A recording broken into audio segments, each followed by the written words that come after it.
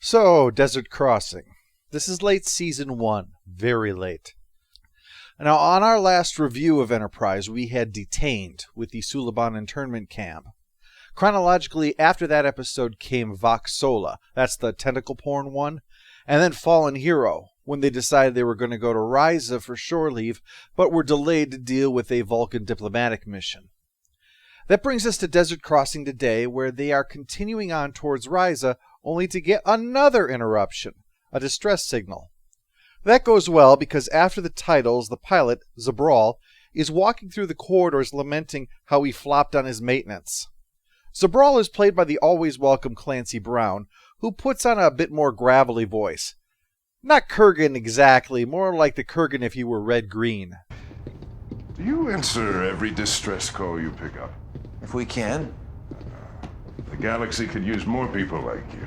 Big gullible idiots. Zabral insists, and I do mean insists, that Archer come to his home for some hospitality, even if it means delaying the crew's shore leave. I should warn you, Captain. I am easily offended. Well, then you are having lunch with the wrong guy. Archer wants Trip to come along to the desert home of Zabral. Tucker doesn't want to go, though. He can't tolerate the heat, as you would expect from someone who spent his youth working on boats in Florida. Archer badgers Trip, and then says he's going for backup. Reed. Obviously he doesn't invite T'Pol because as someone from a hot, dry planet, she would be the least interested in that. Trip finally acquiesces with all the joy of someone who knows they've signed up for a ticket to visit the world's largest ball of yarn. So they arrive, and the city appears to have been made almost entirely using an upturned plastic bucket. Pity nobody stuck a twig in the top to be the flagpole. Tucker is complaining about the heat before they even get out of the shuttle pod, but too late. Zabral is already arriving to welcome them, and their herd of goats. I hope the goats got enough sand to eat on their trip through the completely empty desert. This place is just shy of being Arrakis. There's a few lakes and small seas on this planet, but not a whole lot to work with. At dinner, they have some small talk and other small things. What are these, little chunks? The essence of the male. Well, we've seen Archer's incompetence, so I'm betting this isn't the first time that Archer has had the essence of male in his mouth in order to get this job. When Archer compliments the tapestry, Zabral insists that he takes one, but when Archer says that he has no place to put it, he instead gives Archer a Suliban sculpture. So that's a new wrinkle. Detained shown that there's plenty of Suliban outside of the Cabal, so the question is whether Zabral got it from someone without or from within. Or if he just bought it secondhand. He looks like he's into antiquing. He's also into some kind of sand polo game. Shirts versus skins. Yep, this episode is for the ladies. Think you're ready? I'll give it a shot, Captain. I can't promise we'll win any trophies. This is an ideal game for men like you. Uncoordinated idiots. But before you get your serving of beefcake, we cut back to Enterprise, where they get a call from a city on the edge of the desert. The guy there is curious to know why they would send someone down to that settlement, and he asks why because he's the bad guy. We know this because he's always the bad guy. He was even Davik in KOTOR, the evil crime boss of terrorists. But let's get down to the more important stuff. Man candy. And for those not into that kind of thing, then just enjoy watching the pitiful attempts of Tucker to be athletic.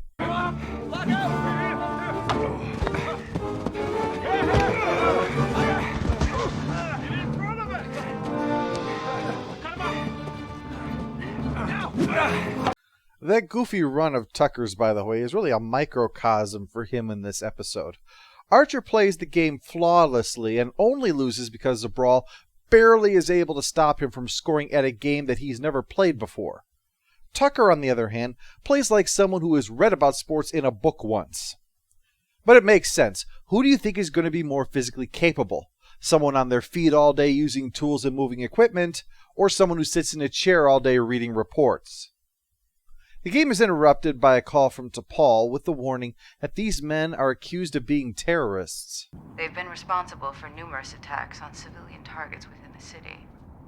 Maybe I'm wrong, but they don't seem like terrorists to me. I realize by now some people are probably thinking this is SJW debris, but I'm only bringing these things up because the episode insists on bringing it up, And the problem is the episode so often executes on these things with poor optics, like, say, our AIDS episode, where there isn't a hint of a whiff of the existence of homosexuals in the show. So here, what we have is a demonstration that Archer is not the kind of person to rush to judgment based on appearances. Why? Clearly these guys can't be terrorists. They're all white. I mean, I bet they're all probably named Chad, too. For crying out loud, we're playing lacrosse here. Does that sound like a terrorist kind of activity to you? It'd be easier to let this pass if Archer wasn't literally pulling the Peter Griffin meme on us. You know, Rick Berman showed such cluelessness running this show, it wouldn't surprise me if he said, I need to get a person of color, and then promptly hired Clancy Brown entirely on the basis that his name is Brown. Still, Archer decides to err on the side of not getting pulled into whatever this is, and makes up an excuse. But Zabral learns of the signal sent to Enterprise and puts two and two together, offended that Archer seems to believe they're terrorists. Those are lies, complete and utter lies. Except for the part about being terrorists, that's obviously true, but the rest is complete lies. Inside, he explains what's been happening. Their world once had a caste system, with Zabral's people the lowest of the low. When the system was abolished, they thought they would be free, but the group with the most power only signed it as a token gesture and still effectively enforced an imbalanced system stacked against his people. When they could find no redress in the courts, they began terrorist attacks to force them to listen. But war, even one fought from hiding in the desert, is not going to end in victory for them. That's why he wants Archer's help. He's got powerful weapons, after all. They said you would be humble. I scanned your vessel. You have an arsenal of powerful weapons. But more importantly, I need your wisdom. What, really? Oh, you have backed the wrong horse this time, Zabral. I don't know what you've heard about me, but I think you've been misled. What about the Suliban? What about them? You liberated a detention camp, freed thousands of prisoners. Archer's stunned. He thought that was just a problem of the week. How the hell can there be consequences to his actions? Zabral tells them to hide in his cellar until the fighting is over. The shuttle pod will be shot down if they try to take off. So Archer has time to reflect on his past actions. I was thinking about those Suliban prisoners. If we hadn't helped them escape, we wouldn't be in this situation. This is the second time in Season 1 where we have seen Archer do something and then show the consequences for that action in a later episode. And both times, Archer's first thought is how it has inconvenienced him. Our hero, ladies and gentlemen, our hero. The bombing finally drives them out of their shelter and to their shuttle pod. But yeah, they probably can't take off. So they grab supplies and head into the desert. After the break, T'Pol talks with Davik some more, but he seems convinced that Archer is down there helping the terrorists and warns Enterprise to stay out of this and not to send down another ship or they're going to shoot it down. Meanwhile, Archer and Trip are working their way across the dunes, with Trip taking the whole experience very badly. Remember that they stopped in at the shuttle pod to get supplies? Well, those supplies obviously didn't include sunscreen, sunglasses, desert clothing of any kind, a decent amount of water, no lighter, no first aid kit, no purification tablets, and this is after being told repeatedly these two did desert survival training. In fact, Archer mentions it right now. Oh yes, before we landed, I did my desert training and checked to see where there might be shelter. He apparently added to that, 30-kilometer march, no shade, wrong gear, insufficient water, and it's the daytime. Oh yeah, those are great odds. So Desert Crossing is less two men braving the challenges of nature at its worst, and more like Abbott and Costello in the Foreign Legion. Back on Enterprise, Reed has a solution to this problem, but T'Pol's opinion is that shooting down their satellites might think they're aligned with the terrorists. Maybe they should come up with a better plan. While he's doing that, Hoshi has a chance to participate, and she brings up the point about First Contact, the movie, that can easily be missed. How did everybody else on Earth react to the arrival of aliens in the United States? Apparently the other powers felt very nervous, even though, as T'Pol points out, it seemed logical to go to wherever those responsible for the warp flight had come from. Of course, logic often fails in defeating fear. In this case, all they wanted was to have dinner with somebody, and they wound up getting pulled into a war. This conversation is the strongest part of the episode, them realizing the implications of what it means to be out here participating in things. And naturally, that's why this scene is about 30 seconds long. Back to Bud and Lou stumbling over the dunes. Tucker collapses from heat stroke and has to finish off his water and Archer's just to keep moving. And at this point, we just have to accept Tucker's only here to make Archer look good. God knows he needs all the help he can get there. Zabral shows up. He has a trick that can temporarily get through the detection net, and grudgingly T'Pol lets him on board. Reed quickly sets the record straight. Their exploits in Detained were severely exaggerated. It wasn't overwhelming a massive army, but just taking out a few prison guards. And as for Archer's genius in desert tactics, Reed says he's their expert in tactics, and he knows almost nothing about desert warfare. Zabral is really peeved, especially when they ask for help after he went to all this trouble for nothing. Reed says this is all his fault, but Zabral insists otherwise, and when Clancy Brown insists, you don't argue. But T'Pol points out that if that were so, he'd be leaving Archer and Tucker to suffer the way his people have, with the unspoken implication that he'd be just as big an asshole to leave them to their fate. So he helps. While down on the planet, Archer has gotten Tucker to that shelter, where there is water, but it's probably contaminated. He'll luck out, though, because he figures out how to get the phase pistol to create a fire, though admittedly Archer fiddling with something until stuff bursts into flames is entirely in keeping with his character. Archer insists that Trip stay awake to avoid slipping into a coma, something that seems pretty questionable. Now, I'd never had desert survival training, certainly, but I did have to take an entire course in college on first aid for kids because of the situations that can crop up in the classroom or outside, and heat stroke was one of those things, and I had never heard of this thing.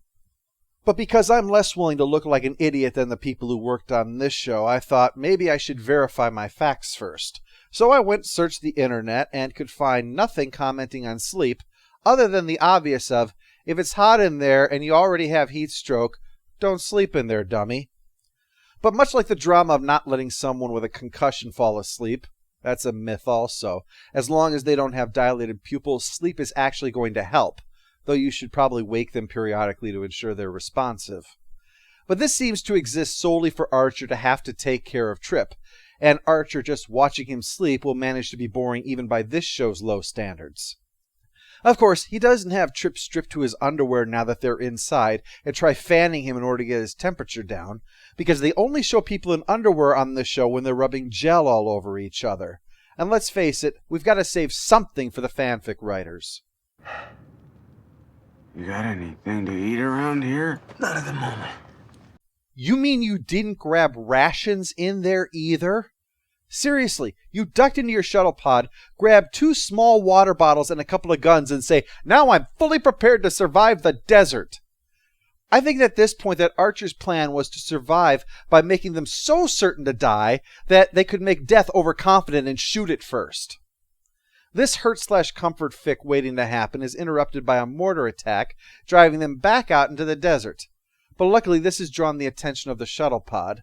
So after firing on the mortar, they swing by to pick up the pair before they bungle into some new certain death. And in the coda, they say goodbye to Zabral. What you told him was correct. Decisions to get involved in the conflicts of other worlds should be left to governments, not starship captains. Hey, a voice of reason. How can Archer screw that up? I know. The irony is, I have the feeling his cause is worth fighting for. Yep. Because once you've heard a one-sided accounting of events, if you're Jonathan Archer, you know who deserves to be bombed. Post-episode follow-up, annoying character goes to Archer for proving he should never make any decision ever. Final score for Desert Crossing is 5 out of 10. It is a typical Enterprise episode. A few nice moments buoy up a rather mundane plot, which mainly shows that Archer is a graduate of the Neelix Academy of Survival Skills. Most of this is written so badly it really feels like a fanfic minus the boning. Just watching them stumble through the desert unprepared has exhausted even me. In fact, I'm going to be taking the next week off, but in 2 weeks, I'm going to be back with Hope and Fear. Although being a Voyage episode, there's going to be a lot more of the latter than the former.